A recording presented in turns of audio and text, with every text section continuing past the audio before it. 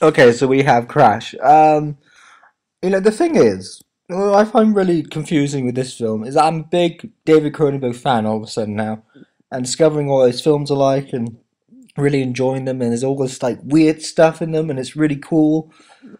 And then we have Crash, which I just couldn't get into at all. I'm afraid it's really bizarre to me. It's a bit like somebody could have easily come out of the porno industry and made this.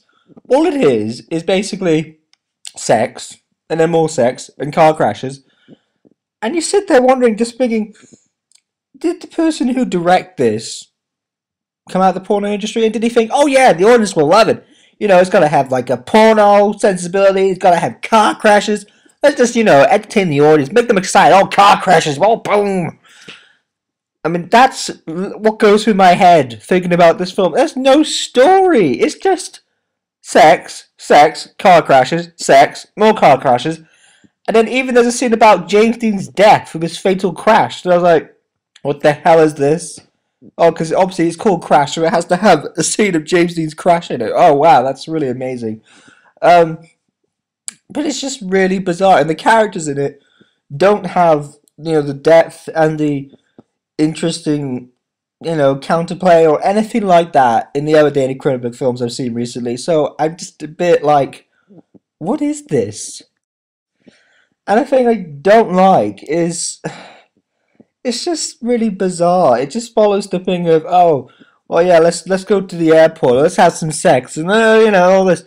I have nothing wrong if sex is done in the proper way of something to do with the story or something like that. But here, it's just, oh, let's just throw it in because it seems like a porno, and I don't like porn. Okay, I really don't like porn at all.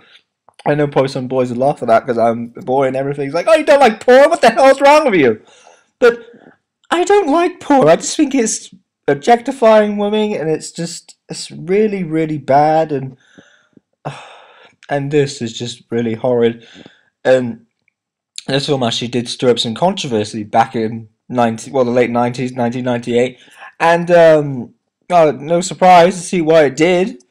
Um, but I just yeah, just I'm watching it and I'm just trying to think, is this any good? It just kind of, but I don't really like it. It's just really bizarre. I mean, it's a really weird reaction for a film to kind of think, oh, well, there's something there, but it's really weird, and I can't really put my mind to it about, oh, was that really that great? Because I know it's not that great, but then my mind's thinking, well, that's a bit sort of too average, really.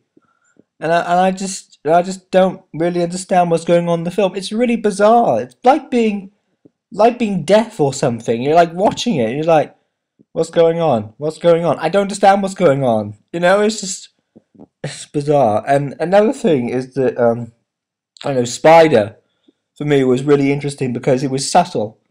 There's nothing subtle about this. It's just sex, sex, sex, and hey, if something like that could be so subtle in a movie like this, I think it probably win the trophy or something or some Oscar. But it's just so bizarre. I mean, literally, you'll come out of this thinking, "What the hell was that?" It's just really weird. I know David Cronenberg is the guy who is supposed to be weird and eccentric and all out there, and that's great. But I just don't really see it in this movie apart from, yeah, it's weird, but there's no real thing to it of David Cronenberg. It's just weird. Like somebody else could have directed it and like, oh, put a stamp on it and go, oh, there you go, my weird film. So, to conclude, not really that great, but very, very distinctly average. Um, Quite a disappointment, I think, for a David Cronenberg film. Because I recently watched Videodrome and Spider and Extrasense and Eastern Promises, and I liked those. I thought they were all really good, and this is just,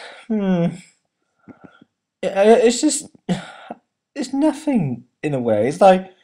It's nothing like a David Cronenberg film. There's always like the interesting characters, the interesting ways in which they interact with people, and he puts his stamp, his trademark weirdness on it. With Videodrome, the whole thing about the guy's going insane, and he doesn't really realize he's a part of this whole thing, Videodrome, and things being broadcasted on the air, and that's really interesting. In spite of the fact that he doesn't talk, Ralph Fiennes, and it's all really dark and kind of like sick in a way, but then it's done with such brilliance of David Cronenberg. That that isn't here. It's just, oh, this is a weird movie, and it feels like a porno, and there's car crashes in it, and there's nothing really to say about the characters at all, apart from they all talk like, well, I'm gonna do this now, and oh, because that person said about this, and oh, we might have to go there now. And it's just like, what the hell is this? I mean, can you imagine it? Like, they're around like a table rehearsing, and they're all just talking like this, going, oh, but I can't do that now, because you told me that I can't do that, and we have to go somewhere else now and do that thing that we were supposed to do. I mean, what the hell is that? It's not even acting! It's just so bizarre! And you just sat there like, what the hell is this? It's what?